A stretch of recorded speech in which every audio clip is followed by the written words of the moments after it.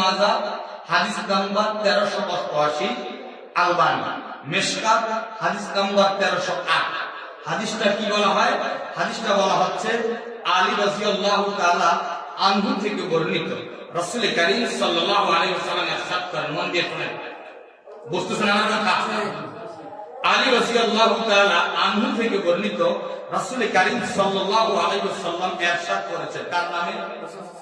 দেখেন দেখেন, চালিয়ে দিচ্ছে, কার নামে? কথা কয় না রে, কার নামে? আল্লাহ নবী ইরশাদ করেন, কি করেন? ইজা কানা লাইলাতুন নিসফি মিন শাবান ফাকুমু লাইলাহা ওয়া সুমু নাহারা। এই হাদিসটা আজকে রাতে দেখুন অনেক মুসিবত হবে। কি হাদিসের অর্থ হলো যে আল্লাহর নবী ইরশাদ করেন, মধ্য শাবান এলে, মানে আজকের রাত, কোনটা? আজকের রাত। মধ্য শাবান এলে তোমরা রাত্রিতে ইবাদত করো ও দিনে সিয়াম পালন করো। কথা বুঝিয়ে, রাত্রিতে কি করো?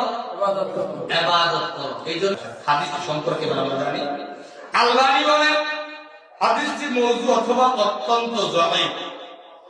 হাদিসের সনদ অত্যন্ত বাজে।